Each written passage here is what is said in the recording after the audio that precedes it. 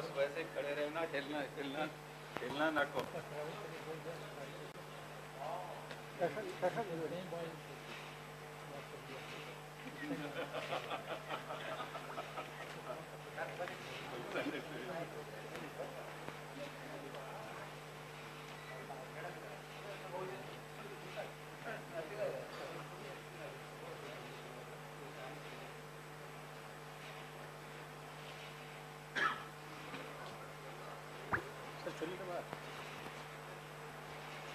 Good evening to everybody. Dr. David sir wants to make an announcement.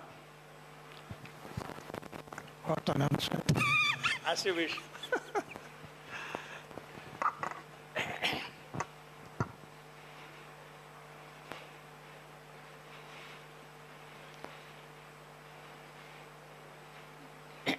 The 2 days we have been observing the program. I'm not going to sing. Yes, yes. Okay.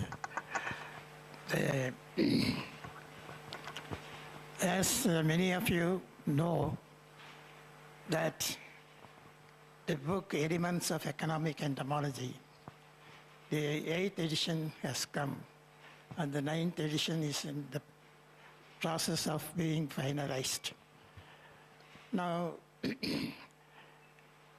this particular book was very helpful to the agricultural scientists, those taking up AIRS examination, and many of them are benefited by the book. And also, it is more up-to-date than any other textbook available on applied entomology. And I started with Dr. T. Kumarasamy as an author in 1976 or so, I still don't remember now. And subsequently, it was published separately. And later on, I felt that after my, kicking the bucket, there should be somebody to take care of the book and continue its publication for the benefit of the students in entomology. And I look forward to Dr. Ramamurthy, my close friend, and we have the 8th, I think 7th edition also we have done together. So 8th edition is already reprinted, and 9th edition is going to be there. Now, after listening to this, I found that a lot of improvement in the presentation of the research papers by the students. Particularly, the girl students have been very vociferous, and the presentation was excellent in most of the cases. And the presentation of the slides also, I used to talk about the poor quality of the slides and in many conferences, but in this particular conference, everything has been totally different. And the credit goes to Dr. Ramamurthy and his team, who have planned everything very well. Now I come to this announcement. The book, Elements of Economic Entomology, is being published. And whatever royalty comes out of it, we want to donate or put an endowment of 2 lakhs of rupees, and for the development of entomology systematics, because he was also a systematics, I am also a red audit specialist.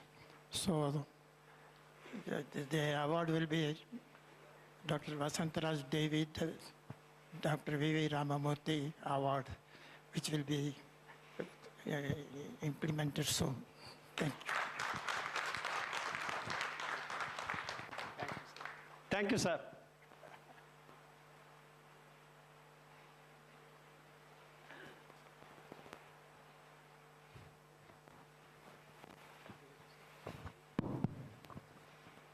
Thank you very Thank you very much, sir. And now we shall continue the ESI award ceremony and taking over to the chairman and co-chairman of the sessions.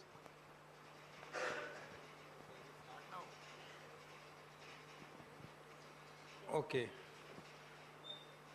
Now directly we'll go to the business. So we'll call upon Dr. Amla. Dr. Amla from NBAIR.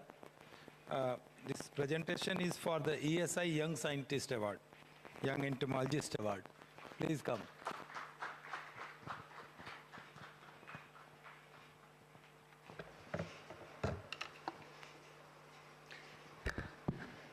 Respected Chair, Co-Chair, dignitaries and delegates, very good afternoon to everybody, good evening to everybody. Myself Amla Uday Kumar from NBAIR.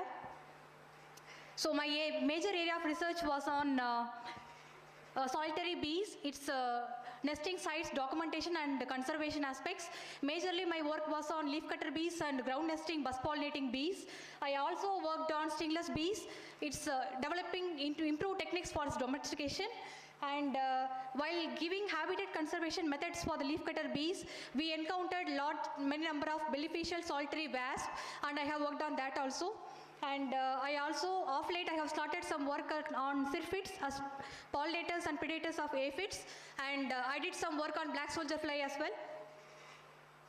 So I have did some little work on bus pollinating bees. Bus pollinating bees, they are the key pollinators of crops belonging to the family Solanaceae like tomato and brinjal. You can say that tomato and brinjal are self-pollinated crops. Why do you need a pollinator there? They need a pollinator because just imagine if the crop is cultivated in a polyhouse condition. They have a typical floral morphology called poricidal anthers, where a bus pollinating bee only can pollinate them and get the anther cone opened up, and the pollen grains can fall on the stigma and cause a self-pollination. So bus pollinating bee is a very important pollinator for the Solanaceae vegetables for enhancing the fruit set and fruit yield. So we have did lots of work on that. We have documented major bus pollinators of Solanaceae like tomato and brinjal. And when we talk about these bus pollinating bees, most of them are ground nesting in nature. Our lab is the first one to report the subterranean nesting behavior of this Hoplonomia westwoodi, which is a tropical bus pollinating bee belonging to the subfamily Nominae of the family Halictidae, what we call it as sweat bees. We did a good quantum of work on its nesting behavior, and ours is the first report of its subterranean nesting behavior. This is how it will construct the nest underground, and here you can see a beautiful tomato fruit, wind pollinated ones, and you can see the flowers which are visited by the bus pollinating bees have a beautifully formed 4 locules with good number of seed sets. So that's how the bus pollinating bees are going to make a difference. And this is the way they construct the turrets, means they are otherwise called as chimney bees, otherwise also referred as alkali bees, because when their nesting structures get dried up, they have a salty incrustation, that is a white salt deposits inside the nest. That's why they are otherwise called as alkali bees, and this is how they lay the eggs inside the nesting tunnels underground, and they make a pollen ball on the top of which they lay the eggs, from which the brood comes out. They eat the pollen ball and the development happens inside. And we have documented a good number of natural nesting sites of these leafcutter bees. They are very good pollinators of crops belonging to the family Fabaceae, particularly the pulse crops. The unusual nesting sites, very importantly, like some species of leafcutter bees nest in leaf whorls, some nest in the fallen flowers. Such cryptic nesting sites we have documented. After documenting all these things, we tried developing the on-farm habitats for the leafcutter bees. Like for example, in pigeon pea, those crops having a papilionaceous flower, like the Fabaceae family, be it field bean, be it pigeon pea, the leafcutter bees are the major pollinators. We have developed the nesting habitats in situ on the crop in the field, so that they can come and nest in the habitats, and they can go to the flowers of pigeon pea and pollinate them, so that they can definitely make an yield difference, something like that. So we have documented many species of leafcutter bees beautifully nesting in the habitats and increasing the yield of the crop. And most importantly, when we provided habitats for the bees, we could see some interesting observation which I wanted to project it to the young people here. Like whenever a cavity nesting bee is finishing a nest, what it will do, it will make a unclear capping of its nest entrance. This is the nest. You can see a unclear finishing of the nest. Then you see the opposite side, there you can see a clear finishing of the mud capping by the any individual. So that's definitely a difference. So we were further investigated it. Then we understood that this is a bee. This is a nest constructed by a solitary bee, and that is a nest constructed by a solitary wasp. It is not a bee. We investigated on this further. We took that nest to my lab. Then we opened it. Very surprisingly, we could see a beautiful potter wasp constructing its nest inside that. And when we opened the nest, we could see it has provisioned a large number of lepidopteran larvae. Since the nest was placed in a pigeon pea crop, it has picked up the large number of Sporoptera pod borer, that is a maruca larvae, into it. And beautifully, it has provisioned to its broods. And you can see that mature wasp larva photograph, where it has completely eaten up the entire larva. The moral of the story here is, by providing the trap nest, we are conserving the bees, and we are providing habitats for the potter wasp as well. They provide an indirect biological control of many pod borer larvae infesting the pigeon pea crop. And we have did lots of studies, and by giving some more habitats like pithy stems, when we prune the Cisalphinia plants, peacock flower plant, those pithy stems will attract large number of solitary wasps for their nesting. The first nest wasp is there is one aphid hunting wasp, Carinostygmus. What they do, they go to this pruned stems of Cisalphinia, and they will go and hunt for the aphids, and they will provision the aphids for their broods like this. We are by doing some simple agronomic practice like pruning the pithy stems, we are providing homes for the solitary wasp. And there are many wasp-like Senula species which are using leaf hoppers as their prey, and there are many spider hunting wasps also. The moral of the story here is, by doing such simple agronomic practices, we are giving houses for the beautiful beneficials called solitary wasps. We are providing them homes. And we have did some good work on stingless bees as well. That is, we have developed the natural hiving mechanism of the feral colonies. These are all the typical wild colonies of the stingless bees, where they do nesting in their stone walls and difficult to reach structures. Beekeepers, what they do, they just go there, they break open the structures and try to get the colony.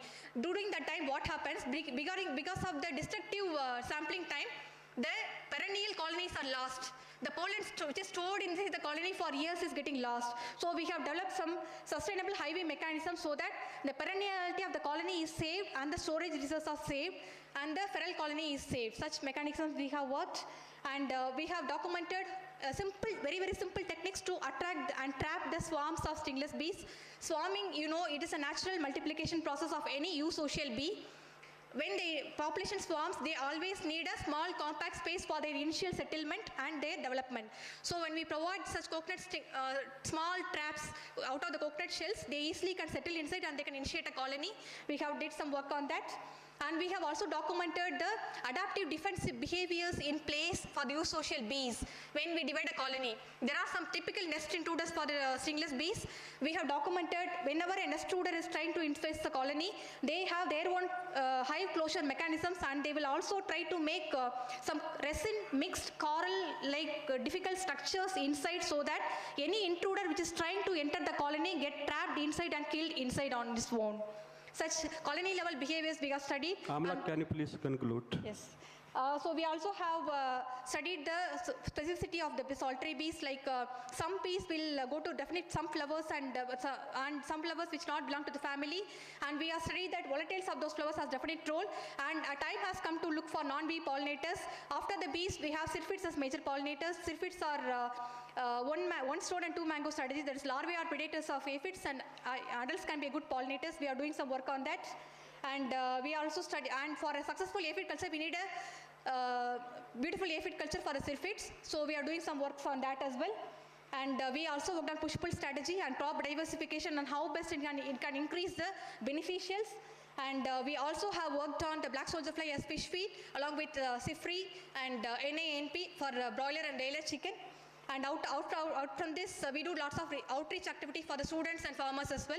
So with this, I thank my director, Dr. S. N. Sushil sir, who is always a driving force for me, and my former directors, Dr. Balal and Dr. Vaktuchalam sir, and ESI team, headed by Ramurthy sir and his team. A big thanks for sir for giving me an opportunity. And my team consists of Silungiswamy sir and my boys. They definitely need a presence here. Thank you very much. Excellent, excellent, Dr. Amla.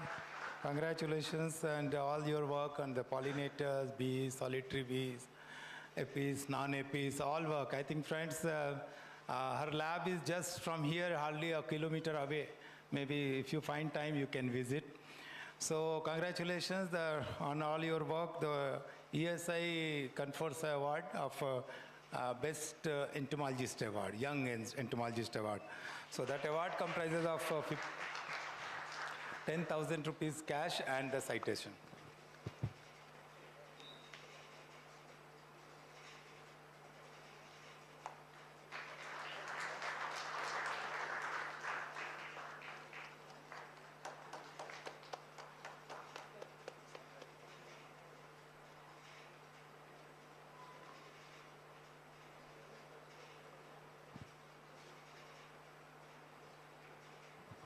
Maybe next presentation is by Dr. Basna Gowda from NRI.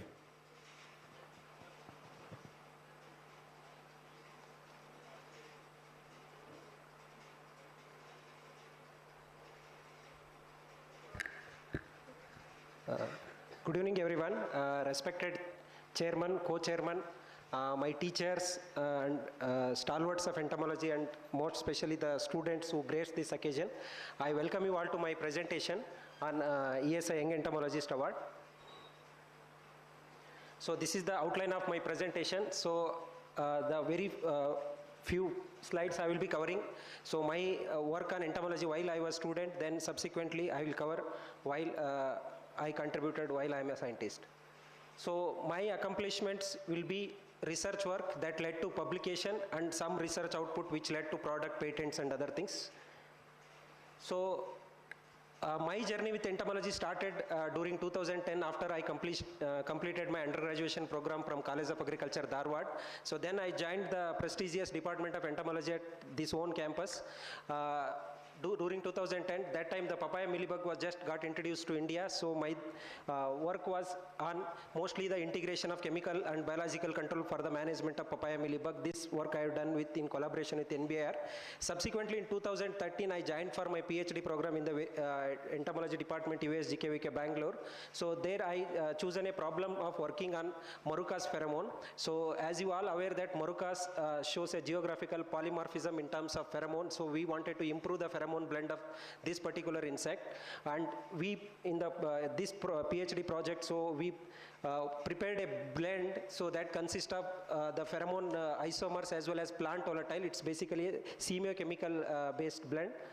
So these are my research publications out of my MSc work, and those are research publications from PhD work. There we proved a synergism of one plant volatile with the female pheromone, and the little part of my work on Maruca pheromone that led to a commercial product that is being marketed by Gayajan Technologies, that is earlier BCRL. So I conducted my PhD research work at Gayajan.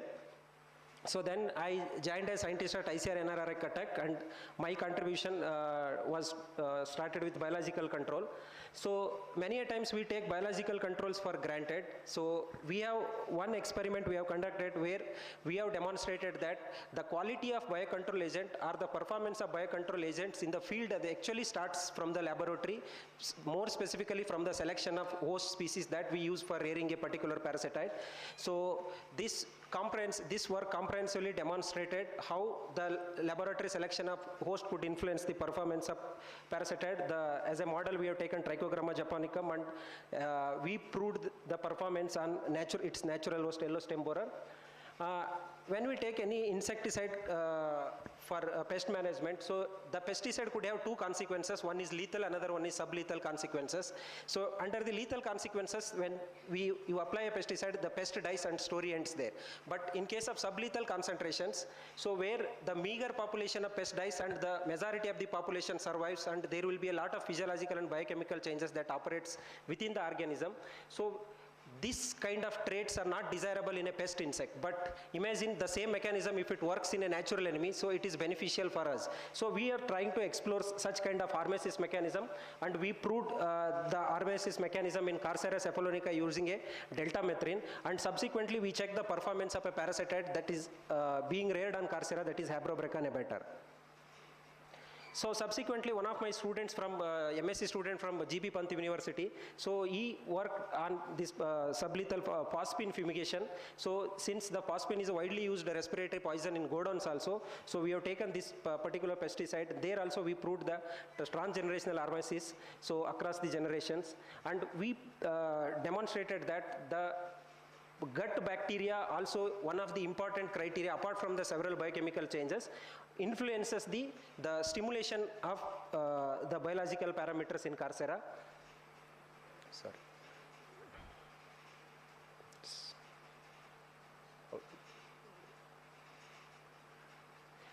Then we have taken up one of the widely used insecticide in paddy ecosystem, imidacloprid. How does it influences the several parameters of Trichogramma chilonis that is being widely used for management of rice leaf folder. And here we found the hormesis behavior directly in the parasitide, and we analyzed the survivorship curves and using a stage 2-sex life stable theory. Then further, the same parasitide, so we wanted to understand the functional response. If you take any biocontrol agent for the matter, so there are two kinds of response. One is numerical response, another one is functional response. So here we have worked out the functional response of Trichogramma chilonis using a FRARE package in R, and we found that the per capita parasitization efficiency as well as rate of parasitization per handling time were more in sublethal treated parasitides. As you all know that the Carcera is one of the widely used host insect where more than 75 insect biocontrol agents can be reared, and we have tried to identify some of the short range volatile cues, mostly the alkane kind of compounds from the Carcera body volatiles. So and we found one, the alkane compound that is icosane, that showed a better response for the parasitide, its parasitide Habrobreca nebator. So this is about biocontrol agents. My next part will be the host plant resistance. As you all know that gall midge is one of the upcoming insect in the present days. And when we talk about gall midge, we invariably talk about biotypes. So there are 7 biotypes till now reported in India, and there are 12 gall midge resistant genes which are reported for the pest resistance. So we have an extensive facility of glass of screening and field screening. So one of my PhD students from Odisha University of Agriculture and Technology, she worked on this particular pest, and we have worked several antigenosis and antibiotic parameters that could influence the gall midge performance. So, and apart from antigenosis and antigenosis, we also worked on molecular mechanism of resistance for the known reported gene specific markers.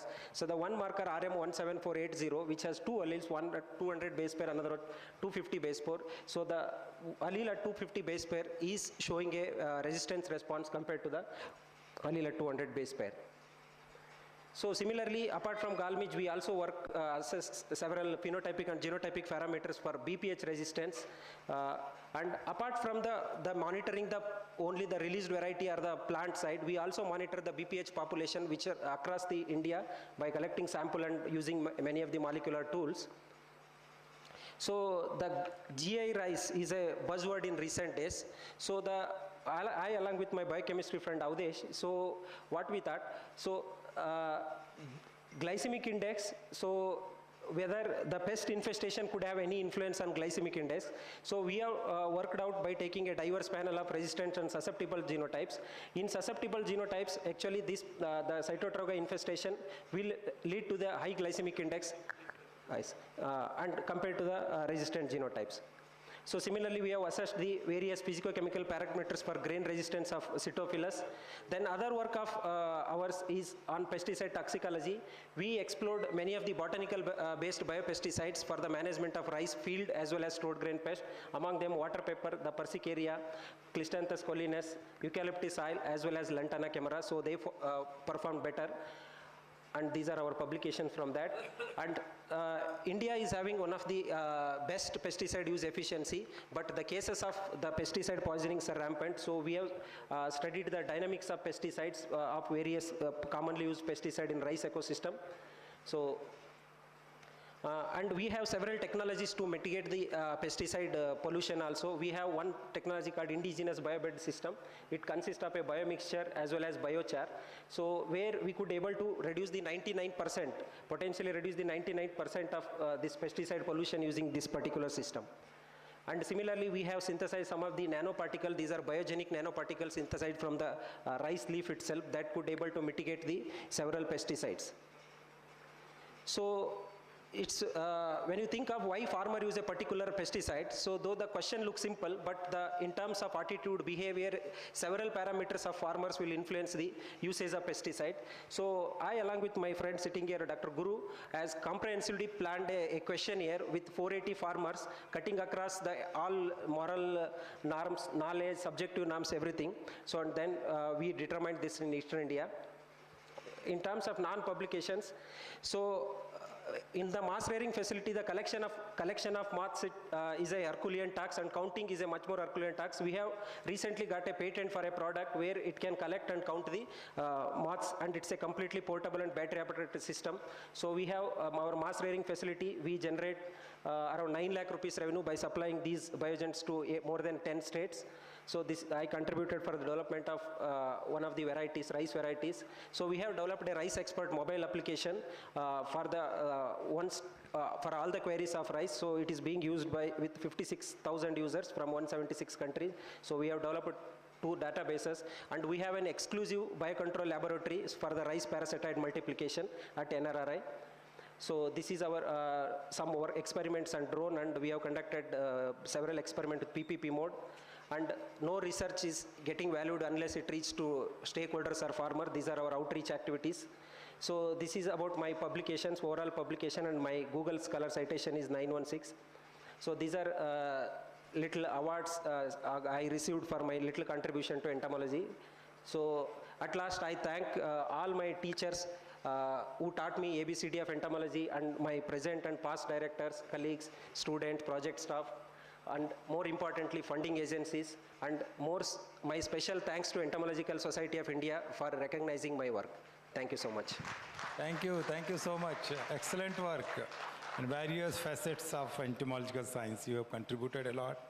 So Entomological Society of India confers you award of ESI Young Entomologist Award. Thank you. So this award carries 10,000 rupees in cash and also the citation. Thank so you. Please accept. Oh, thank you.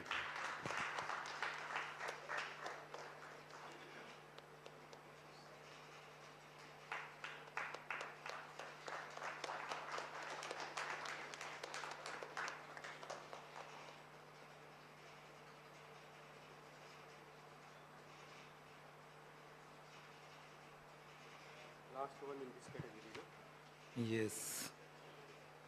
Yeah, last presentation in this category, Dr. Suresh Nabapure.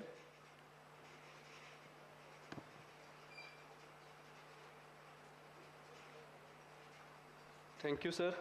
Respected chairman and chairman, co-chairman, and all scientists and students. Good afternoon, one and all. I am Dr. Suresh Nabapure. Currently, I am working as senior scientist at IRI New Delhi. I did my graduation from MPKV Rahuri, and then MSc from Pantnagar, GB Pant University Pantnagar, and PhD from IRI New Delhi. So after joining at IRI New Delhi, I have been involved in research and teaching. So in research, mainly I am focusing on insect semiochemicals and insect toxicology. And in teaching, of course, it is teaching is taking courses and guidance. And in other contributions, I have associated with pigeon pea crop at IRI with genetics division. So coming to first area, that is insect semiochemicals, I will be giving few examples where I have worked in semiochemical area. That is, one is on whitefly, another is blister beetle, and another is stem borer, that is Chylopatellus maize stem borer.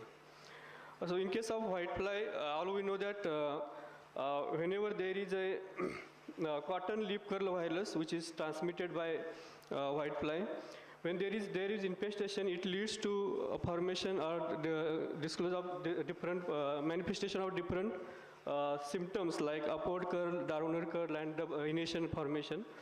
So in initial stages, we asked the question whether when there are different symptoms are there, whether whitefly preference is changing or not on these plants and among these plants. And if that is the case, then what is the factor? And among that, one factor which we wanted to address was whether there is a variation in volatile release pattern.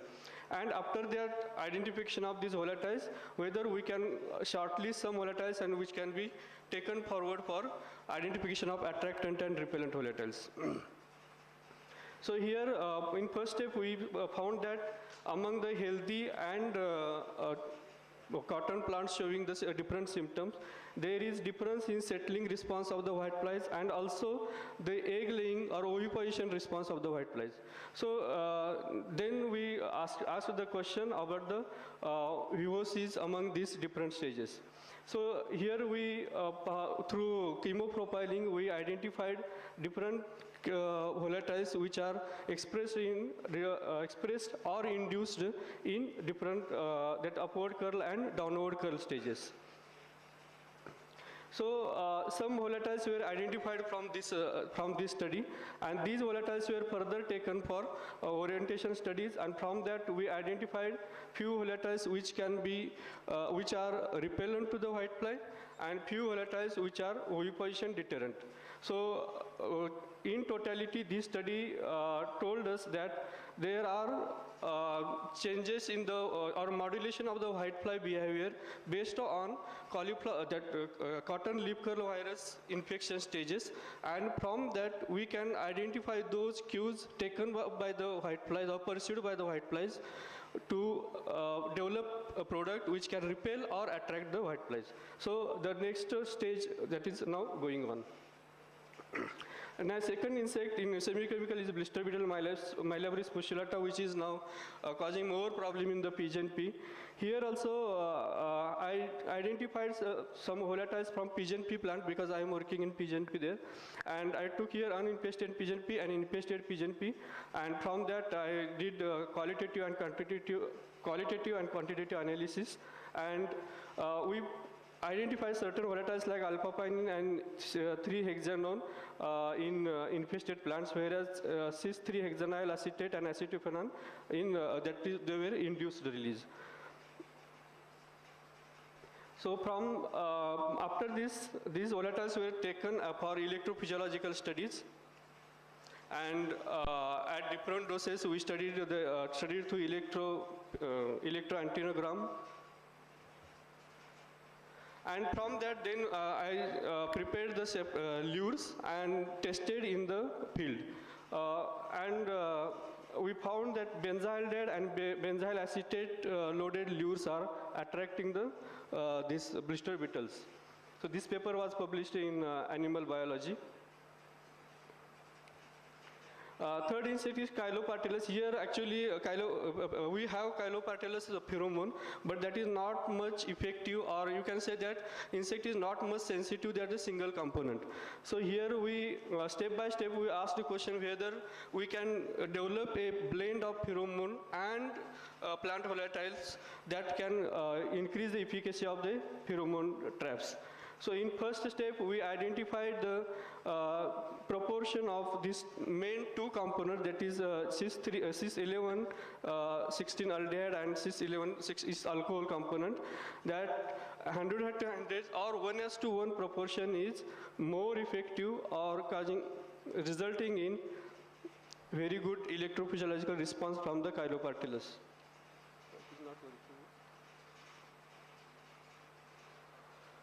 Then we did orientation, that wind flow studies also, and from that also we identified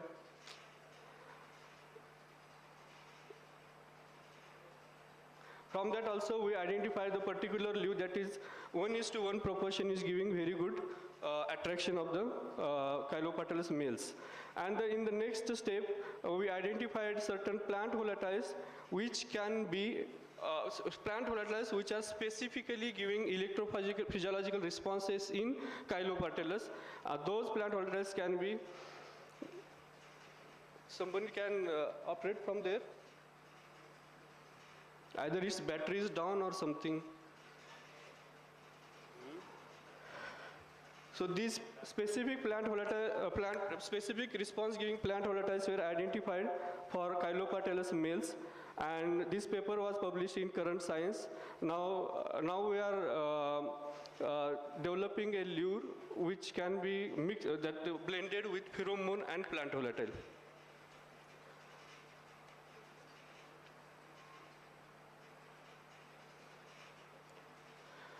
My next area is insect toxicology, where mainly I will be presenting on my work on essential oils and its major component, that is monoterpenes. So in essential oil,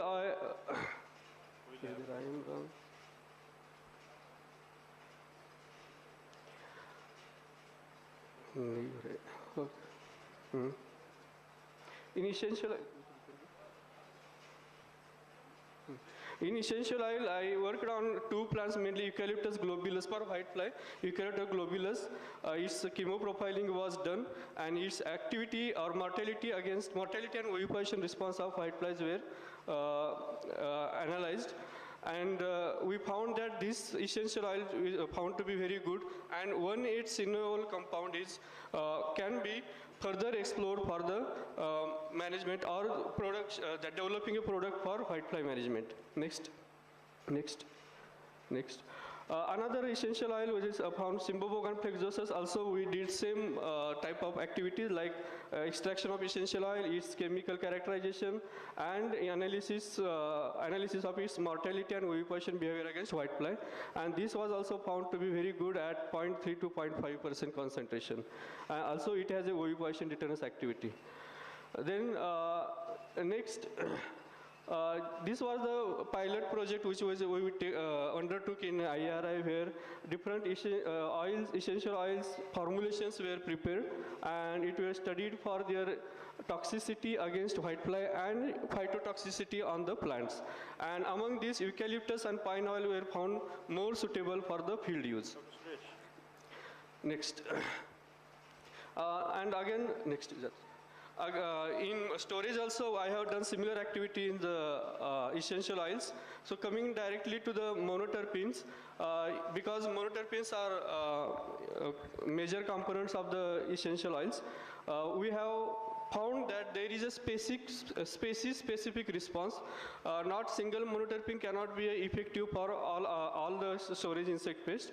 And based on that, we finalized one monoterpene, that is carvacrol, which was found to be very good against pulse beetle. That work I am taking forward. And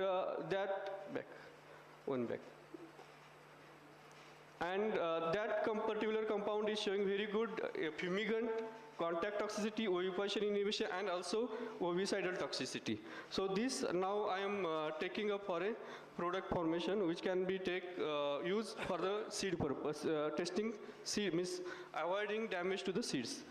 Apart from my toxicology and semi-chemical research, I am also involved associated with the pigeon pea crop, where I am involved in development of 4 varieties, among which Pusa 16 is more popular. These are some of the externally funded projects. Next. And these are the students which I have guided. Next. These are teaching aids we developed and my publications. Thank you all.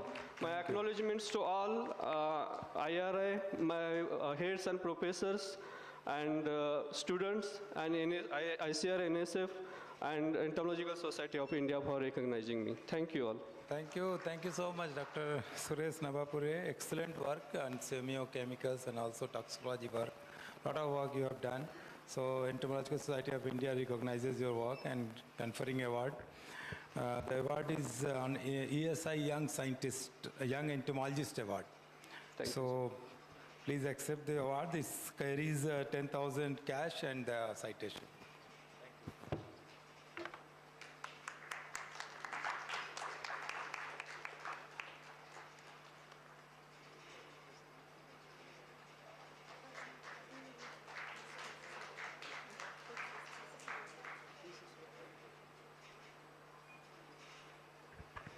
Thank you, sir. Now we will move on to the Best Thesis Award, sir. So now I'll go to the best thesis award. So first presentation is by Dr. M. Saranya from TNAU.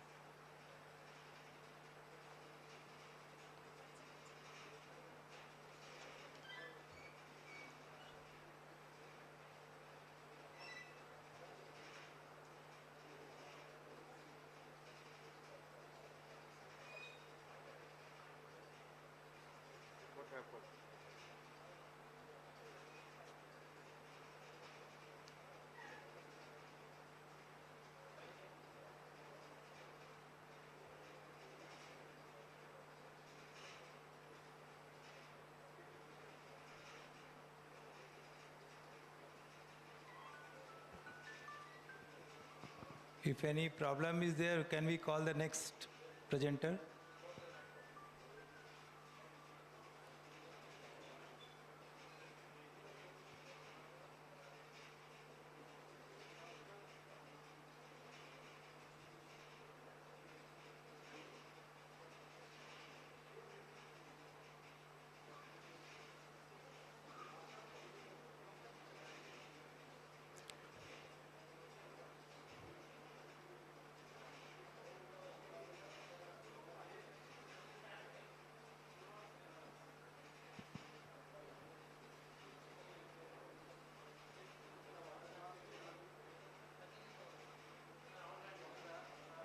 Can we call the next one? Next, okay. So the next presenter is Dr. Anamika Kar from BCKV. Dr. Anamika, are you here? Okay, okay. Please come.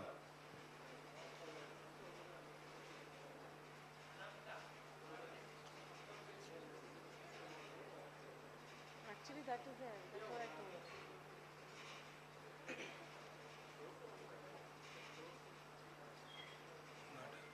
Older, the person is not able to retrieve because the student, this one, it has been in some other place. Okay.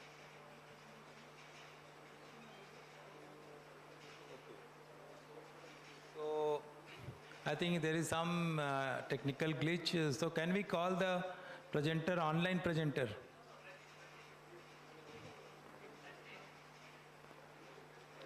Okay, Dr. Ranjit is here. Can we call Dr. Ranjit? Is he present? Okay, Dr. Ranjit. Dr. Ranjit from KSNUAHS. Please come. So the third place, third one, Dr. Ranjit. Okay. This is Ranjit. But you have to face like this, okay? Sensor is there. He's only or someone else? Okay, okay, okay, okay. Okay, okay, perfect. Okay. So Dr. Ranjit, okay, you can start your presentation. Yes, you are given 10 minutes time, please. Good evening, everyone. Respected chair and co-chairperson and respected dignitaries and other fellows sitting in the... Okay.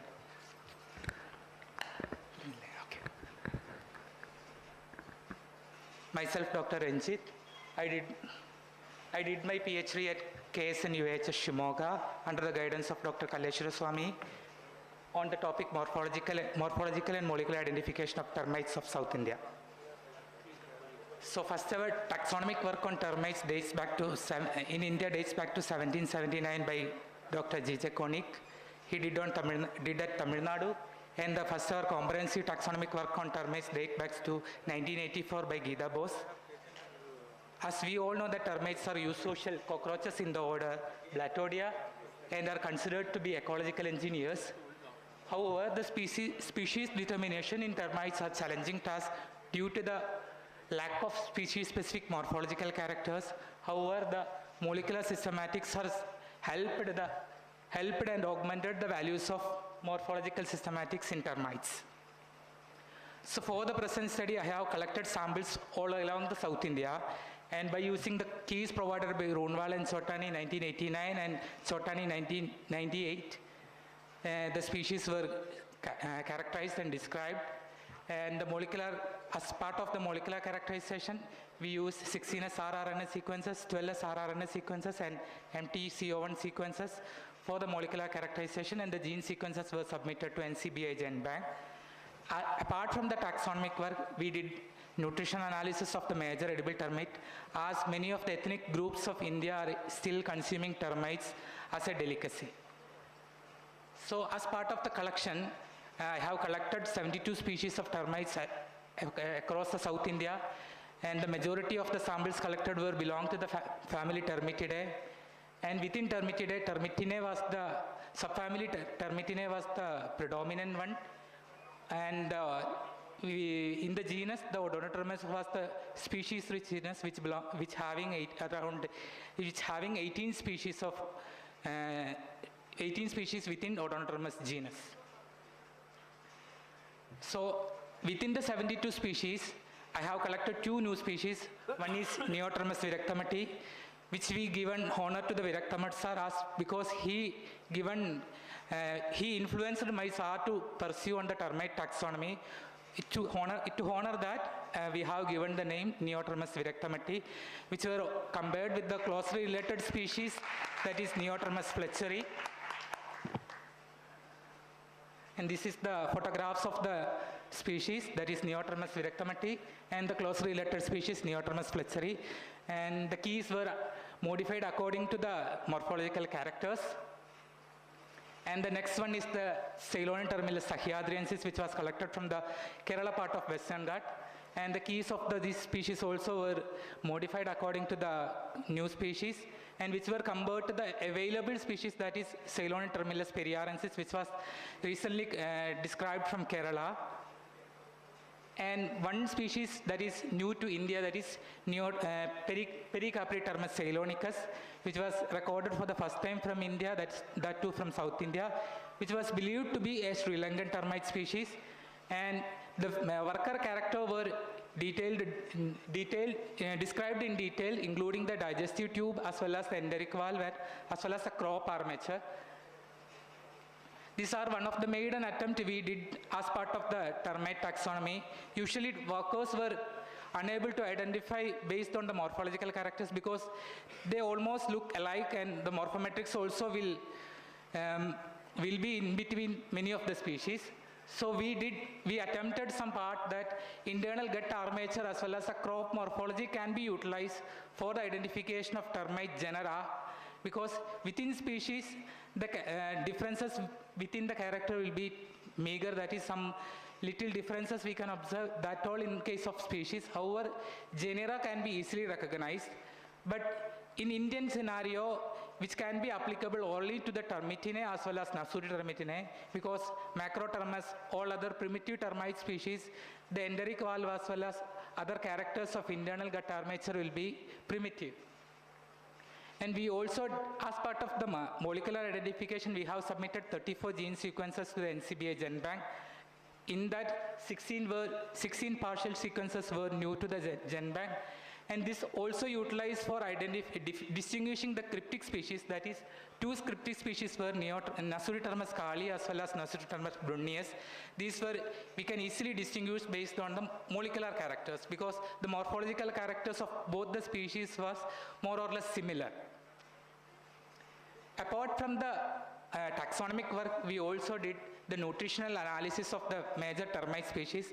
For the protein comparison, we used 3 species, that is Odontotermes obesus, Microtermes obesi, as well as Coptotermes hemi, and the protein were more in Coptotermes hemi as compared to both other species.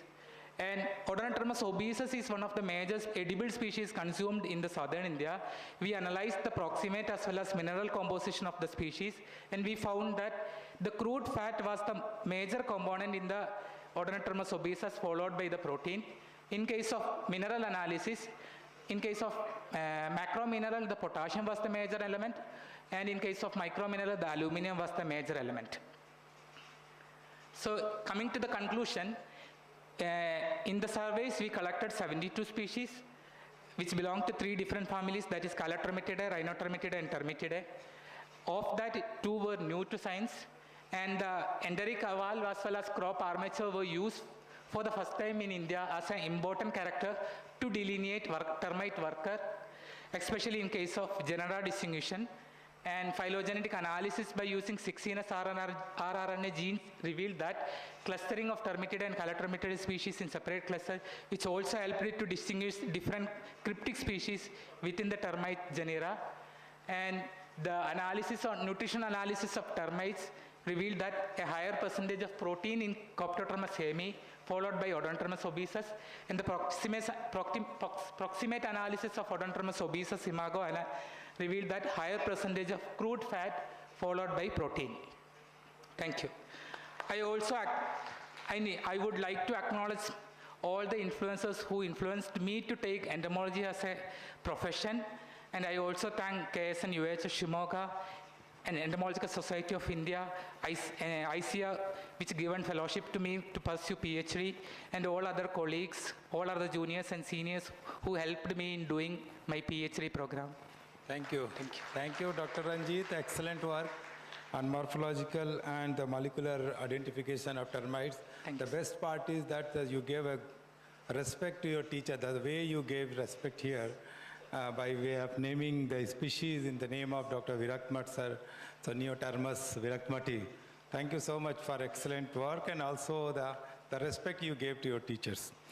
So the ESI recognizes your work here, your thesis work, and confers an award of ESI Best PhD Thesis Award. Thank you. So please accept this award. This award carries a 5,000 rupees cash and the citation.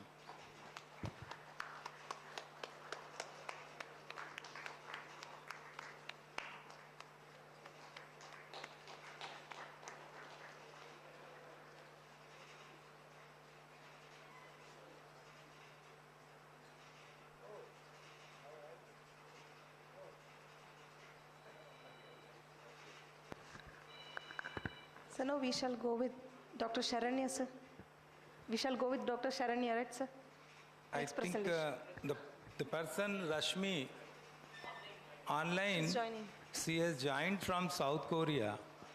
So she is waiting actually. So Okay, sir. we can go directly to Dr. Rashmi. Dr. Rashmi Manohar, are you there? Can you hear us?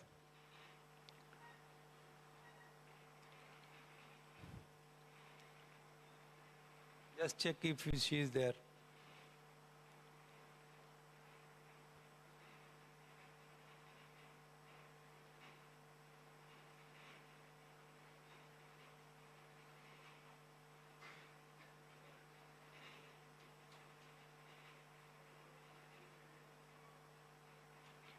Because east means, If not, then we'll go to the next presenter.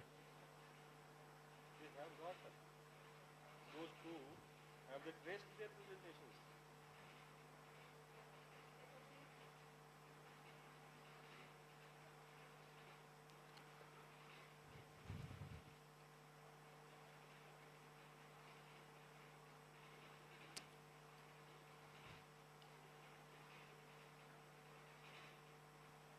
Dr. Sagar, can you update what is the status? Okay.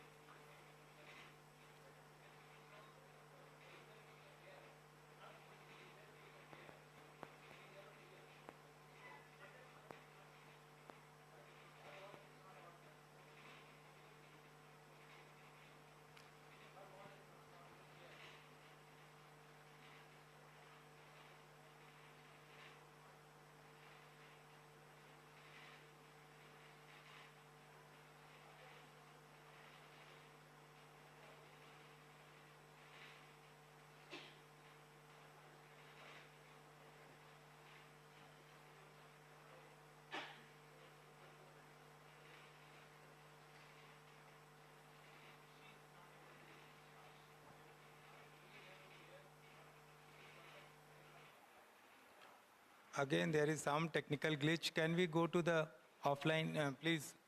I think we can call to the next speaker.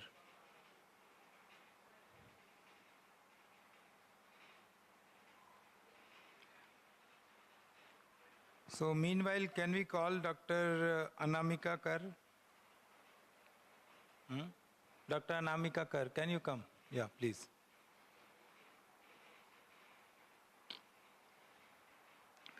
Dr. Anamika is from BCKV.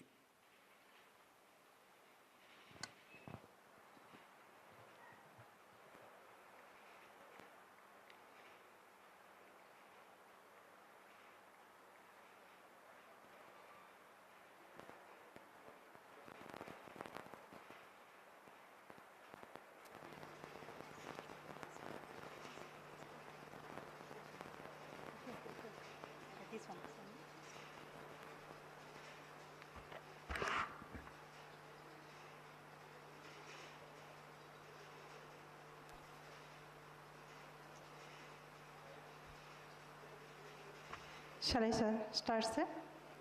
Very good evening to all the delegates present here, chairman, co-chairman. I'm Dr. Anamika Kaur from BCKV, Bidhan Chandra Krishi Vishwavidyalaya. I have done my PhD work on taxonomic description and illustration of phytosid mites from West Bengal as well as the northeastern states of India. I have done my work under the supervision of Professor Krishna Kormakar, who is an eminent world acarologist. So, first, we have to know what is phytosid. Phytosid is a group of mite, or we can say the predatory group of mite. Those are nowadays catching interest by the scientific fraternity because of their importance in biological control program. So this group of mites are extensively used in different countries to control the spider mites, spinky mites, as well as the small sucking insects like thrips. So if we see the phytosid database, so total 2,880 number of species have been described from all over the world with 2,557 number of valid species. But if we see the status of our country, India contributes 295 number of species, and I'm very glad to say that out of 295 species, more than 100 number of species have been described from the state alone, West Bengal. So if we, on the other side, if we see the status of the phytosid mite in northeastern hilly states of India, though these areas are world hotspot of biodiversity, but only 38 number of species was recorded from that area. So we focus that area for our study. So now the classification of phytosid mites. This group of mites, it comes under the order Mesostigmata and most popular group of mite, and suborder Dermicina, superfamily Phytosidia, family Phytosidia, and under family Phytosidia, 3 subfamilies are there: Amlysini, Phytosini, and Diplodromini. Amlysini is having again 9 tribes, whereas Diplodromini is having 6 tribes, and total 15 number of tribes are there. So now, if we go to identification of phytosid mite, first thing that we focus the dorsal idiosomal view and the ventral idiosomal view. So dorsal idiosomal view actually matters a lot for finding the, at first glance, we can find out the species.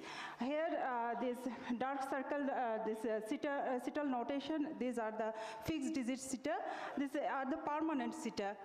Present in all the phytosid mites, whereas these other citas are the variable citas, and actually these variable citas matter while identifying the species.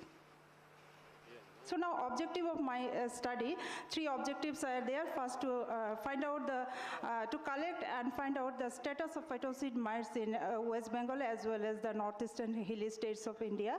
And the second one is the most important one, to study the taxonomic description and illustration of phytosid mites. Those are new to the science. And a third one is the redescription of phytosid mites. Those are already described by some scientists. So this figure is showing the location of the surveyed location, but due to COVID-19, there was a gap, means I could not cover almost all the state, means the location of the respective state. So now material method, I have collected the phytosid mite through beating method, and after that immediately collected and 70% alcohol, and after coming back to our laboratory, I have prepared the slide using modified Barley's medium or MBA medium. Then illustration, initially I have done the illustration by using hand illustration, but later on shifted into digital illustration, so nowadays I'm following the digital illustration. So description of new species, it was done by following the modern classificatory scheme of Chant McMurthy in 2007. Then repository of the type specimen, I have done the repository in ZSI, Kolkata. So first, if we see the result of my first objective, a total 17 number of species belonging to 3 subfamily I have collected and reported from different areas of West Bengal as well as the Northeast India. So this second point is showing the diversity of the phytosid mites, those were collected during the survey program. And if we see the species dominance, I have observed that Amblyopsis herbiculus, then Diplodomus anthoceus daungensis, and Euceus arunachalensis, these are the most dominant species in the hill region. While we have, if we see the other side, that is the plain region, the Amblyopsis herbiculus was found the most dominating species. So the most important part of my thesis, taxonomic description and illustration. Here I have described and illustrated 40 number of species belonging to 3 subfamily, and most of the species already published. So here actually I have only 10 minutes of time, so it is very difficult to describe all the species. I am just showing my illustration as well as the location from where I have collected. So first one is under genera Amblyopsis, 4 species I have described from different locations. The first 2 species, Azale and Meghaloensis, collected from Meghalaya, and both the species belong to species groups Optiusus by having pentagonal shape of ventrinal shield. Then Amblyopsis lucernai collected from Assam, then Amblyopsis lancea collected from Sikkim and already published. And then Amblyopsis, under this group 2 species I have described, and both the species are belonging to species group Habi and collected from Sikkim. Then Euceus, the maximum number of Euceus I have described in my thesis. So if we see the spermatheca of this Euceus, they are very unique, and if we see the illustration, then we can find out that uniqueness among the species. The first one, Sajne Khalicus, collected from South 24 Pargana district of West Bengal. Then Euceus fusci and Euceus daukensis, both the species collected from Meghalaya. Then Euceus tripurensis, then Spontaneum and Tripuri, we have collected from, I have collected from Tripura. Then this Kazirangensis collected from Kaziranga area of Assam. Then Euceus mauensis, the Mao area, that is the border area of Manipur and Nagaland, I have collected from this area. So the last group of this Euceus tubuliferus, I have collected from Sikkim, and this translucens collected from Assam, and Himalaya collected from Arunachal Pradesh. So now the genera Nuceolus. So if we say about the commercialization of phytosid mite, the first genera that we usually focus on the Nuceolus, because Nuceolus, Cocomeris, Nuceolus, Longispinosus are well established in different countries. So in my thesis, I have collected this Bhalungpongensis from the Bhalungpong area of Arunachal Pradesh. So Ocasias, under this genera, I have collected 3 species. The first one is under Meritimus group, that is it actually like this temperate climate, whereas this Unicitatus and this Pahari, both the species already published, and these are under the subtropicus group. And first species was collected from Meghalaya, and the second species from Sikkim. And then the Paraamblasius, very unique species under the genera of Paraamblasius. Only 8 to 9 number of species are there all over the world, and out of this I have one contribution, very small contribution. So this Paraamblasius collected from Ranipur area of Sikkim. So paraphytoceas, these two paraphytoceas, Nameri and Prasadi, I have collected from Arunachal Pradesh. Here, sir, Prasadi name, it has given to honor Dr. Bikram Prasad, who is an eminent world ecologist. So Propiocopsis, only one species of Propiocopsis I have collected from Sajnekhali area of West Bengal. Then the Phytoceas. This group of mites are under the subfamily Phytocini. I have collected number of species under this group also. Here the first species is Phytoceas birbichromi. It comes under Persiglobe species group and very unique. And here also we have given the name birbichromi to honor the king of Tripura, Maharaja Birbikram. Kishore Manikya Bahadur. Dr. Anamika, can you please? Yes, sir, yes. Then Phytoceas clavus and aonli collected from Meghalaya. Then Khoyensis collected from Tripura and Ferrum collected from Sikkim. Then this Rhododendroni collected from Arunachal Pradesh and Barak Murakas again from Tripura. Then under the subfamily Diplodromini, I have collected number of species. Then Diplodromus anthoceus under this group, 2 species, Transpolensis under species group of Transpolensis. I have collected Goshabensis and Himalini and well published in the reputed journal. And then Kanchanjungai and this Tangaensis, both the species belong to the Ricari species group. And first one collected from Sikkim, whereas the Tangaensis collected from Arunachal Pradesh. Then the Barapanicus collected from Barapanicus campana and this Charapungiensis, the 3 species collected from Meghalaya, whereas the Sunajuri collected from Tripura. So the third objective of my thesis, that is the redescription of the known species. Here I have described the Propiocopsis ovatus. This is a senior synonym of Propiocopsis punicki, and it was earlier reported from the state West Bengal, and in my thesis I have collected it from Manipur. So the conclusion of my thesis program, there is a great assortment of Phytocene mites I have observed throughout the northeastern states as well as West Bengal. And before my study, the number of species of northeastern hilly state was 38. And after this work, I have added 37 number of species, and it increased into 75. So these are the publication. So thank you.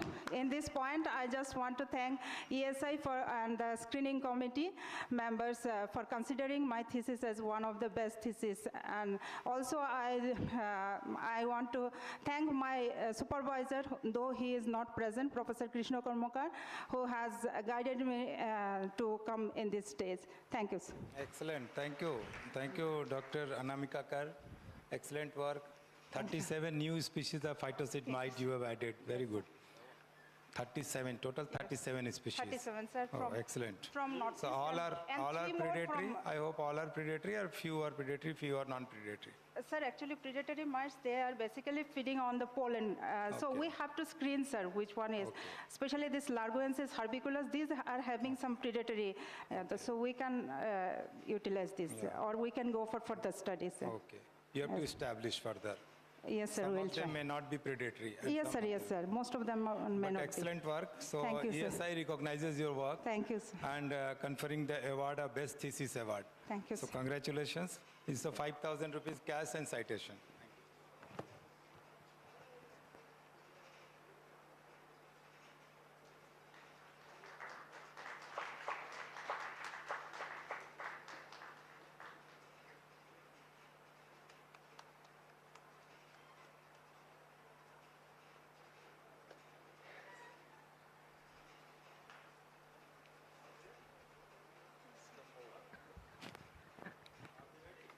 Yes, sir.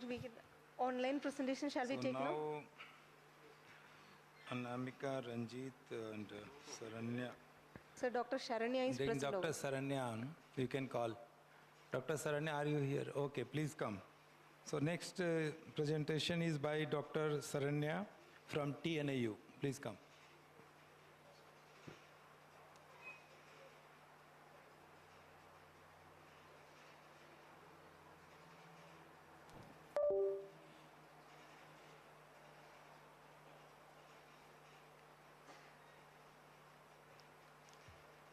Respected Chair, Co-Chair and respected teachers, and good evening to all.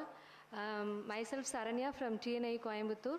I am going to present my major research findings on exploring the potential role of parasitoid adaptation to endosymbiont mediated defenses in rugospiraling whitefly under the guidance of Dr. J.S. Kennedy sir, former Dean SPGS TNI Coimbatore.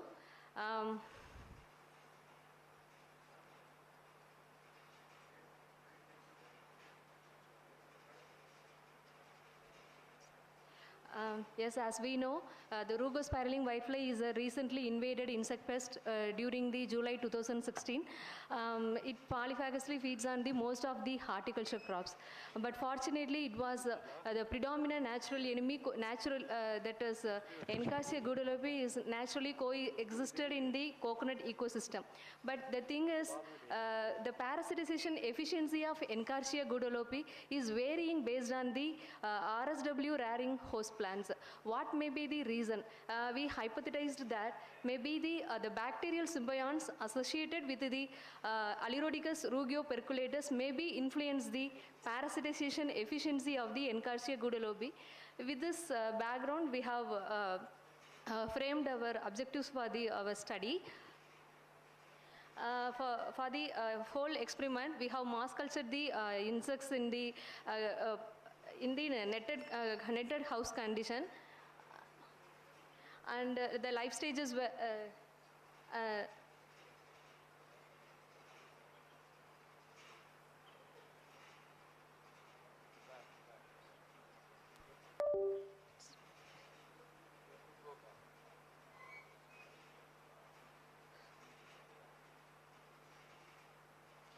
in first objective, we have studied the tritrophic interaction between the RSW, Encarsia and its host plants.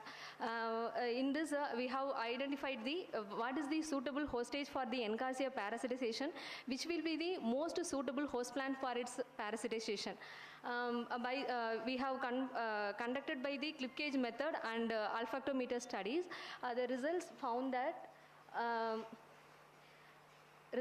that the parasitization will be more in the second nymphal stages of RSW than the other nymphal stages, followed by second instar, followed by the third and fourth nymphal stages of RSW. Maybe the reduced waxy threads may present in the due to the reduction of waxy threads in the second nymphal stage, which may be the more susceptible for the Encarsia parasitization. In case of biological parameters like adult emergence and developmental time and adult longevity of Encarsia will be good in the case of third nymphal stage than the second, which may be the third nymphal stage having the provided sufficient nutrients for the Encarsia development. And my second objective is to study what are the gut symbionts associated with the rugospiraling whitefly nymphal stages. We have done by two methods, culture dependent and independent methods. In culture dependent method, we have isolated totally 81 bacterial isolates. In that, those isolates were proceeded for the chitinase production activity by the colloidal chitin method. In that, among the 81, the 58 isolates were positive for the chitinase production. That those isolates were proceeded for the further functional enzyme activities like siderophore by the chromosoral blue assay, and case of proteinase activity by the skim agar plate method. And also those isolates were proceeded for the molecular confirmation. Totally 13 bacterial genera were identified by the cultivable isolates. Those were Bacillus, major genera were Bacillus, Exivobacterium and Acinetobacter, Pseudomonas and Licinibacillus and Arthrobacter. These are the bacteria were confirmed in the cultivable method. In case of culture independent, and also we have confirmed the glutathione S transferase activity, whether the bacterial enzymes having the able to degrade the pesticides and all. For that we have inquired the GST activity also. And then in case of a culture dependent method, we found that predominantly the proteobacteria followed by the Firmicutes phylum were predominantly in the RSW gut. The major genera were found in the RSW were Candidatus porcera and Lactobacillus wolbachia, and these are the genera were found in the gut method. And then we have found that what will be the functional role in the fitness parameters of RSW. For that we have incorporated the bacterial isolates in the bacteria, and we have subjected for the antibiotic disc method. Through this we have founded the effective antibiotics to feeding the RSW for the to study the fitness parameters. So the screen totally 19 antibiotics were screened. In this 4 were most effective based on its mode of action. It were fed to the RSW adults for the 48 hours and then subjected for its progeny parameter fitness parameter evolution. In this and then afterwards we have evaluated whether the bacterial communities were reduced after the antibiotic treated or not. And control population, and the fitness parameter shows it the antibiotic treatment with carbenzylline plus ciprofloxacin combination it significantly reduced the fecundity and nymphal development of the RSW, and it also confirmed with the metagenomic sequencing. In this what we found that we couldn't completely eliminate the primary endosymbiont, that is Candidatus porcera aliroderum, but we can reduce the abundance of its primary endosymbiont. But in case of secondary endosymbionts like Wolbachia and Lactobacillus and Serratia, Tremblaya, it will be eliminated by this antibiotic treatment. And then this antibiotic treated populations were proceeded for the Encarsia parasitization. In that we can see in the antibiotic treated populations were more susceptible for the Encarsia parasitization. It may due to the suppression of its immune host immune of the rugospiraling whitefly.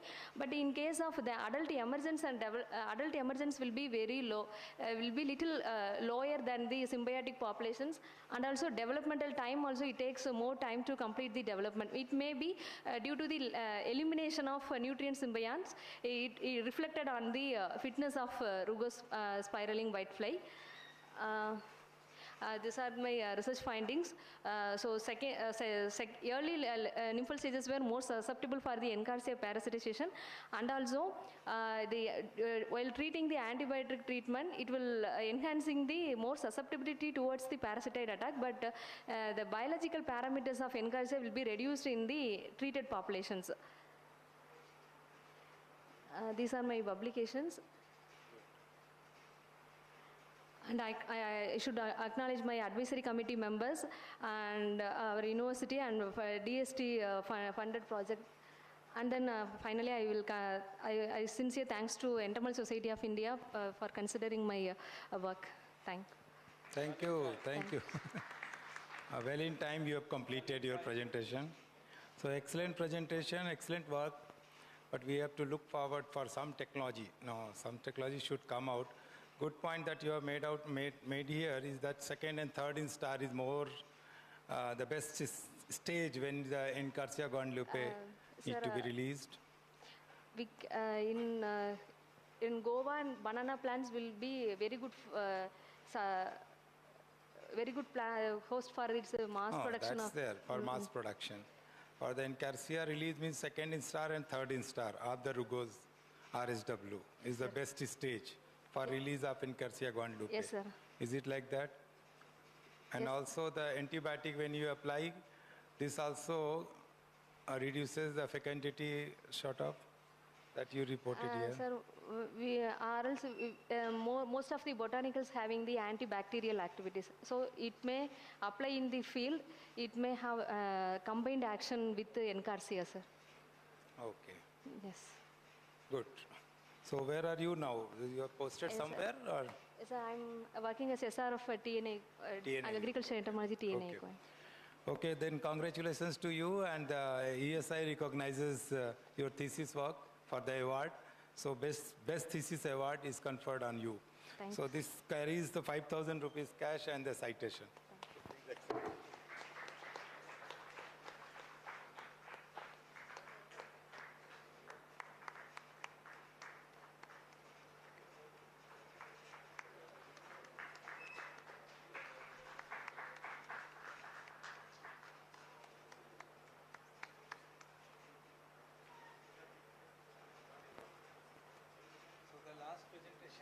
Sir, the last presentation.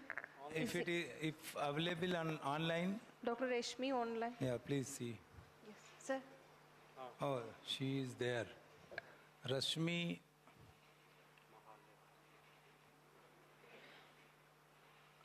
Rashmi Manohar.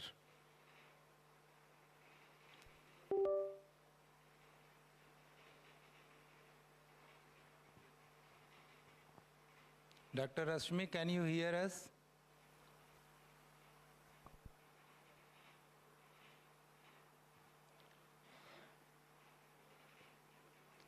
I think there is some problem. No?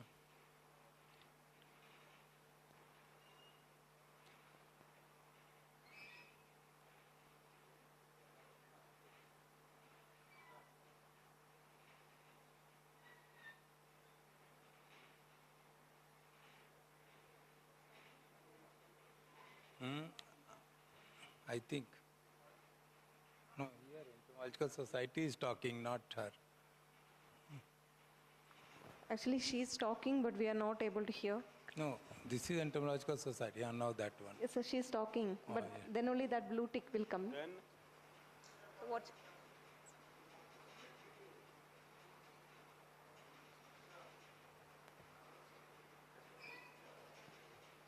Sir, we can just announce the award for her, and Okay. we can just Okay, since Rashmi, she is not audible actually, but we can see her slides and some, I think. Okay, so the award, and by chance I was the examiner for this thesis. That so now I am remembering this award. I was examiner at BHU for this particular thesis. The thesis was under Dr. C.P. Srivastava. So he invited for this thesis. So this award goes to Dr. Rashmi, the best thesis award, and I think we will send the certificates and the cash prize to her. So thank you. With this, the end all the awards. Congratulations to all the awardees. And this is not just an award. I think this is a great inspiration to the youngsters who are sitting in the back seats. The back seat is full. So very recently I was at NARM, the 40th batch of NARM. I saw the FOCARS batch. Our present DG was at the end. The last person was our DG. Now he is the DG of ICR. So that way I am just thinking all DGs are sitting at the back. So congratulations to all the awardees, and best wishes to all the youngsters. Young minds are sitting here, and this is a great inspiration to all of you. And I'm sure that you all will come one day on this stage and take the award. So with these few words, thank you so much. Thank you, the organizers, for giving me this opportunity. Thank you so much. Thank you, one and all. Sir, please concluding remarks by the chairman, sir. Sir, yeah. There, sir.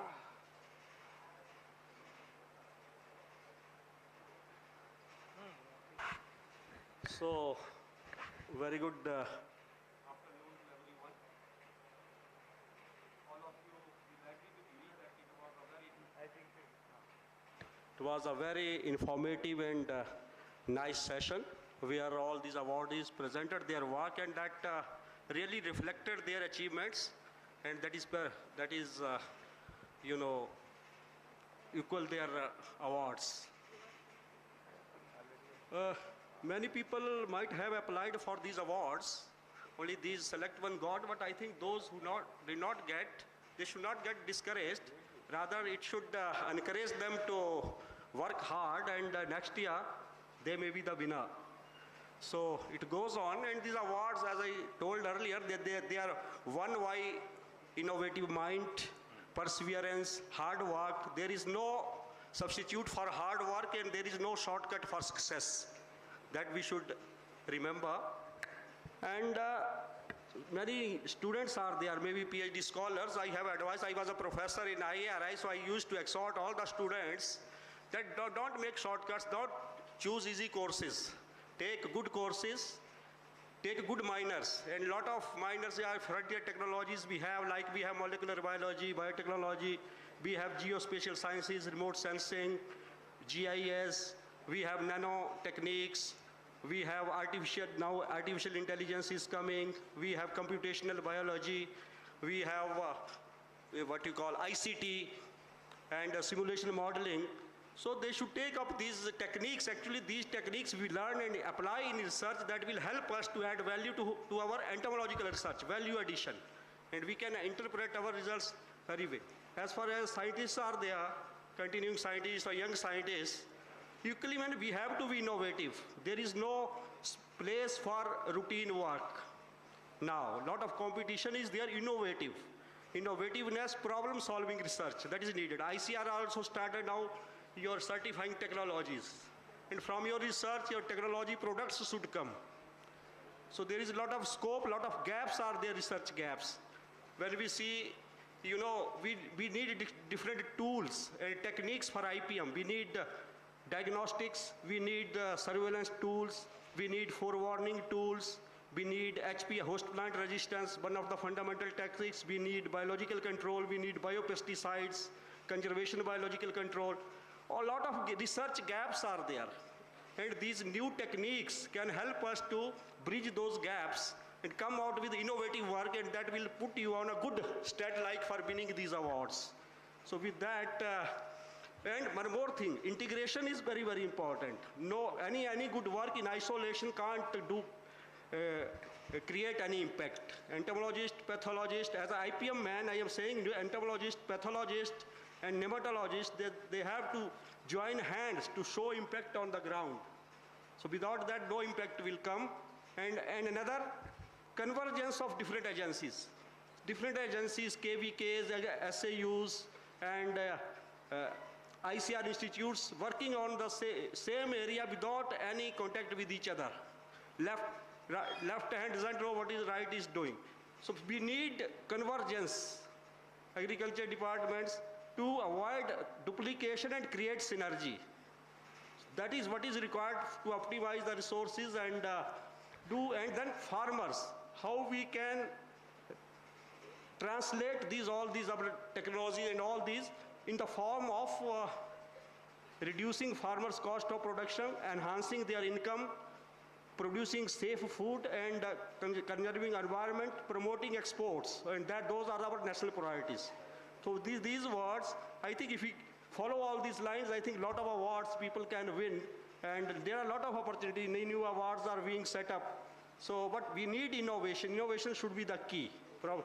So with these, I again thank all the Entomology Society of India. I am part of it, giving me this opportunity and also giving opportunity to these young scientists. So they will be as an inspiration for the new scientists, new students. Thank you very much.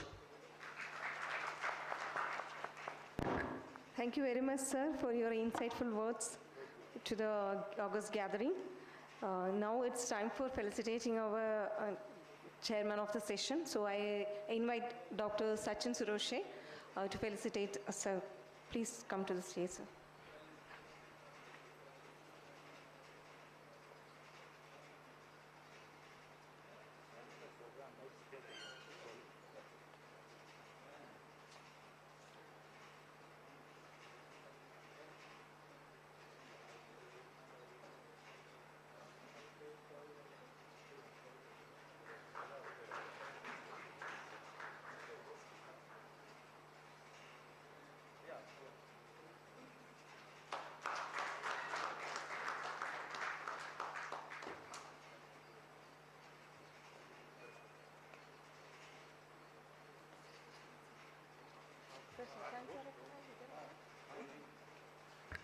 So we have come to an end of a very long session.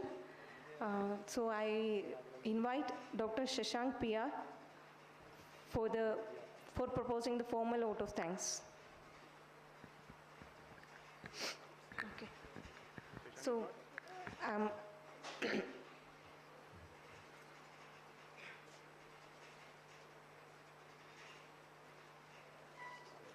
Forgot. A very good evening. It's a, I think, hectic afternoon. Most of the students, I think, they're not here. They might have moved to Mall of Asia. Yeah, anyway, I thank the chair, Dr.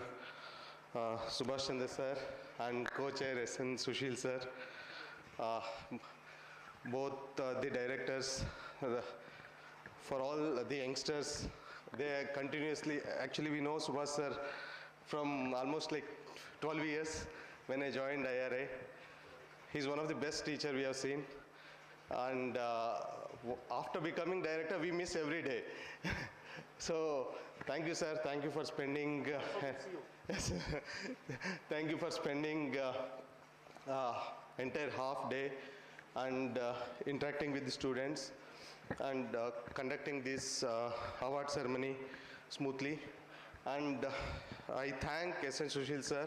He's also our co-organizer and one of the dynamic director we have now. Thank you, Sushil sir. And I thank all the seniors who stayed till this not late hour, I can say it's just 5:30, till this time. And today I think we are concluding somewhat earlier. Tomorrow is a hectic day for students, and get prepared.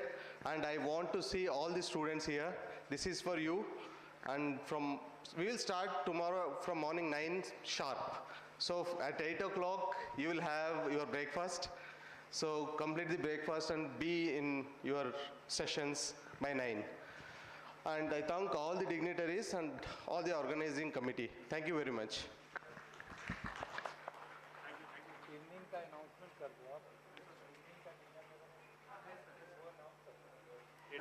we have dinner also at Botanical Garden, which starts at 8 a.m. All are invited for the dinner, and tomorrow the program sessions will start at 9 a.m. Students, please be ready.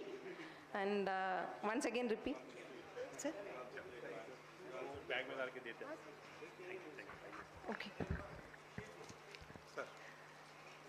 Today we have dinner at 8 p.m. at Botanical Garden, the same venue. So all are invited for dinner. Tomorrow's program will be started at 9 a.m. sharp. Thank you.